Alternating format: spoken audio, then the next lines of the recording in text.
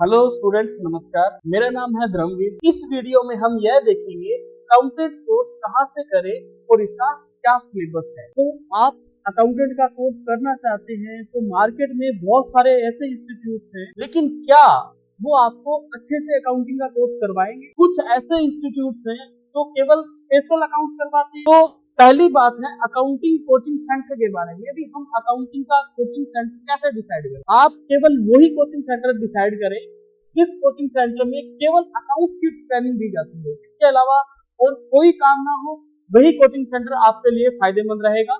दूसरी बात आती है कि इस कोर्स का ड्यूरेशन क्या है। आपके लिए ये कोर्स 2 से 3 मंथ के लिए, अगर आप नॉन कॉमर्स के स्टूडेंट्स हैं तो आपको लगभग 3 से 4.5 मंथ है, या फिर 4.5 से, अगर आराम से सीखने वाले हैं तो 5 मंथ आपको लग सकते हैं। इससे ज्यादा टाइम आप नहीं लगाएंगे, और अगर वो कोचिंग सेंटर इससे ज्यादा टाइम ले रहा है तो इसका मतलब वो आपका टाइम खराब करने वाला है। तो आप मैक्सिमम 5 महीने हैं जिसके अंदर आप इस कोर्स को आराम से कर सकते हैं और अच्छी तरीके से कर सकते हैं। अब बात आती है सिलेबस के बारे में। इसमें क्या सिलेबस है? तो अगर आप कॉमर्स से हैं तो आप सीधे अकाउंटिंग सॉफ्टवेयर से स्टार्ट कर सकते हैं, लेकिन अगर मैं आपको अच्छे से सजेशन करूं तो आप मैनुअल अकाउंटिंग से ही स्टार्ट करें। वैसे अगर कॉमर्स के बच्चे तो मैनुअल अकाउंटिंग स्टार्ट करके आते हैं, लेकिन जो नॉन कॉमर्स के स्टूडेंट होते हैं उनको अकाउंट्स का बिल्कुल बेसिक नहीं आता। तो आप पहले बेसिक से स्टार्ट करें, मैनुअल अकाउंट से स्टार्ट करें। और देखिए, मैनुअल अकाउंटिंग में पहले बहुत सारी बुक्स बनती थी, अब इतना कुछ नहीं बनाना। आप कैश बुक और लेजर बुक बना के स्टार्टिंग कर सकते हैं।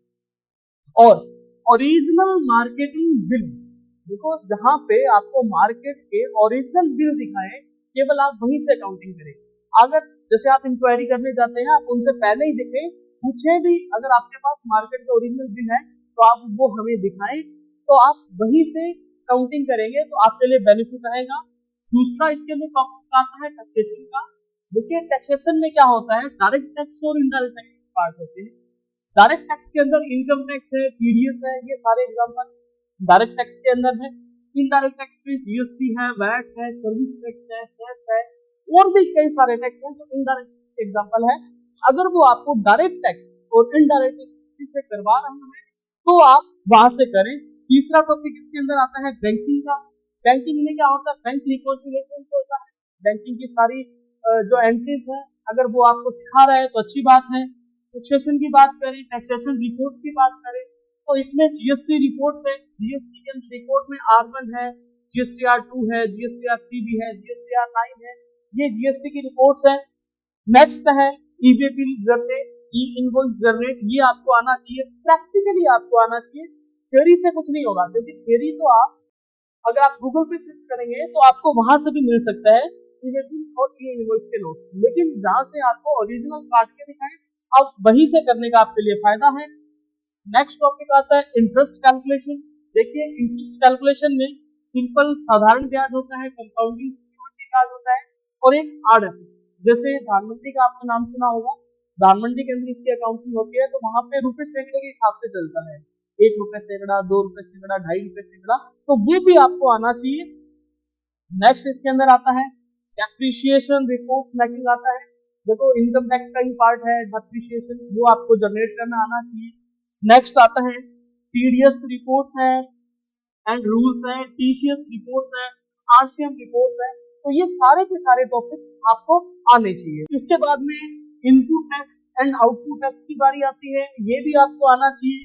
ITC reports and GST portal, देखो ये इंपॉर्टेंट है, ये भी आपको आना चाहिए। आईटीसी का मतलब इनपुट क्रेडिट होता है, वो आपको बताएगा, तो ये भी आपको सीखना है। इसके बाद में बात आती है जो सबसे जरूरी है, अकाउंटिंग सॉफ्टवेयर की। तो सॉफ्टवेयर में देखो, मार्केट में टैली है, बीजी है, बीजी अकाउंटिंग सॉफ्टवेयर है, मार्क अकाउंटिंग सॉफ्टवेयर है, और इसके अलावा भी आप जिस भी मार्केट के अंदर हैं तो आप उस मार्केट में सर्च करके आप उनके अकाउंटिंग सॉफ्टवेयर के बारे में बात करें। अगर आप मार्केट से पूछेंगे, आपकी जो होलसेल है, रिटेल मार्केट है, तो वो आपको वहां के अकाउंटिंग सॉफ्टवेयर के बारे में बताएंगे। तो जैसे सूर्या है, आड़त है, फैक्टर्स है, इस प्रकार के बहुत सारे अकाउंटिंग सॉफ्टवेयर हैं जो आप जिस स्टेट से हैं या जिस भी आप सिटी में है, तो वहां पे अपने अपने हिसाब से चल रहे होते हैं, लेकिन सारे के सारे सॉफ्टवेयर कॉमन होते हैं। अगर मोस्टली आपने ये तीनों कर लिए तो इसका मतलब है कि आप आगे से मार्केट में काम कर सकते हैं। इसके बाद में फाइनल की रिपोर्ट्स है। देखो फाइनल की रिपोर्ट्स आपको खुद प्रिपेयर करना आना बहुत जरूरी है। इसमें ट्रेडिंग अकाउंट होता है, प्रॉफिट एंड लॉस अकाउंट होता है, कैपिटल अकाउंट होता है और बैलेंस शीट अकाउंट होता है। तो ये चारों के चारों रिपोर्टें आपको मैनुअली आना चाहिए और इसके साथ में ऑटो आपको पता होना चाहिए इसके बारे में। आईटीआर रिपोर्ट प्रिपेयर आपको करनी आनी चाहिए। अगर ये सारा डाटा अगर आपको कोई इंस्टीट्यूट करवा रहा है तो आप वहां से इस कोर्स को सीखेंगे तो आपको बहुत ज्यादा बेनिफिट होगा। और इसके साथ में आपको एक्सेल के बारे में पता होना चाहिए और एक्सेल की जो शीट्स हैं वो आपको बनानी आनी चाहिए फॉर्मूलाज के साथ। अगर आपको इतना आता होगा तो आप एक अकाउंट्स का कोर्स अच्छे से कर पाएंगे। और अगर कोई भी इंस्टीट्यूट ऐसा काम करवा रहा है, आपको ऐसा कोर्स करवा रहा है, तो आप बेझिझक आप उस कोचिंग सेंटर में विजिट करके और वहां पे ज्वाइन कर सकते हैं। तो दोस्तों अभी हमने बात करी है सिलेबस के बारे में। तो अब अगर मेरी ये वीडियो आपको अच्छी लगी है तो आप हमारे चैनल को सब्सक्राइब करें और आगे आने वाले वीडियोस हैं अगर आप हमारे साथ जुड़े रहना चाहते हैं तो आप हमारी वीडियो देखते रहें और हम आपको लेके चलेंगे अकाउंटेंट की उस दुनिया में जहां पे आप बिल्कुल फ्री के अंदर, किसी को कोई पैसा नहीं देना, आप फ्री के अंदर इस कोर्स को सीख सकते हैं। नमस्कार।